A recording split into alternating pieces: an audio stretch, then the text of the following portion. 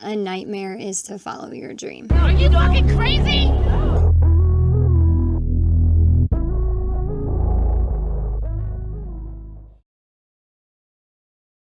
Hey artists, welcome back. I really hope you guys saw last week's video because it's one of those topics that I always hear artists complaining the most about. If you didn't get a chance to watch it, we spoke about not getting support from our friends and family. So feel free to pause this video, catch up, and then come on back. In my last video, we went over a few reasons why we don't get support from the people we expect to from the most. And we also talked about how we find we'll get more support from a complete stranger instead. And now let's be honest, there is no better feeling than having a complete stranger support and admire you.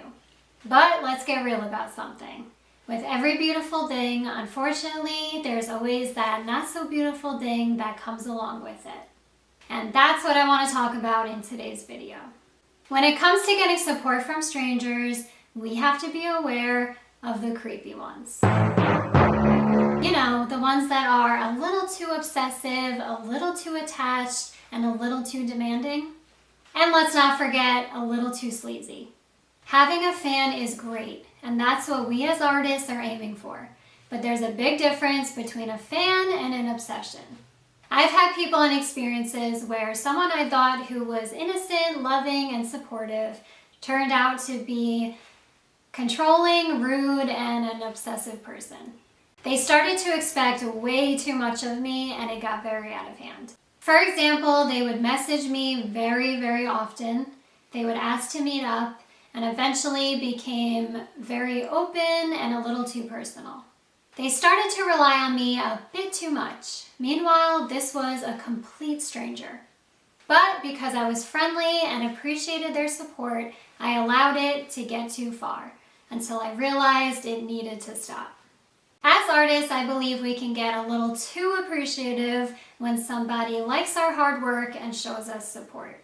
When we finally have that support, it makes us super grateful, but sometimes a little too grateful. I'm a firm believer in thanking someone who takes the time out of their day to compliment my work. Very firm. But recently, throughout my journey, I've realized it's also healthy to set boundaries. It's funny to think that even if you aren't well known or the biggest celebrity in the world, there are people out there that will still see you that way, and they can become very obsessive. It's okay to not get too involved in a private message or to have a personal relationship with everyone who supports you. In my opinion, if someone is a true supporter of your work, they shouldn't become angry with you because you decided to set boundaries for yourself. If making decisions that allow you to feel comfortable make a fan no longer interested, then in my opinion, it sounds like they weren't much of a supporter anyway. It took me time and experience to know that I don't owe anybody anything. And for the fans, there is nothing wrong with reaching out to your favorite artists and letting them know that you like them and their work. We need that, and we love to hear that. I just ask that if the artist responds and is a nice person, to please not take their kindness for granted or as an opportunity to get something from them. I've had people treat me almost like their therapist because I was too kind and genuine. And it's really crazy to think that initial kindness eventually built a bridge of rudeness, expectation, and for a supporter to become an enemy. Be aware of those who say they support you. If someone is only showing you support in order to get something in return, they're really not somebody who deserves your attention. I have so many fantastic supporters who have been there from the very, very start, who have never made me feel uncomfortable in any form whatsoever. And I never forget a face, especially those who have showed me so much love. Because of them, I was able to recognize fake supporters and I was able to learn who to keep my distance from. So I thank you guys so much for opening my eyes to that.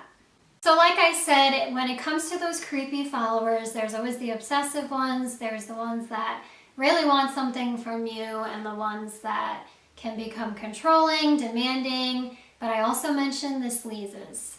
I think this topic is a little more relatable to women in the industry because I don't really think women do this as much as men do.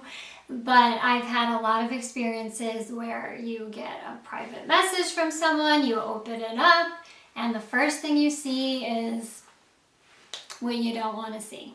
So I'm telling you right now that if I open that message, I see it, I say nothing, I will never respond to you, and you will never hear from me again.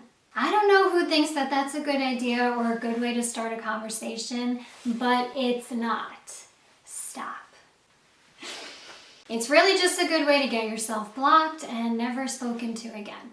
And a lot of those times with those dirty messages and those sleazy people that just have to send you their junk, just know that you don't owe anybody anything.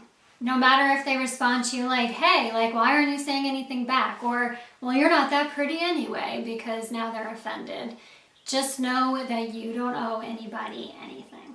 And the real ones don't expect anything from you anyway, except to maybe keep making the music that they love.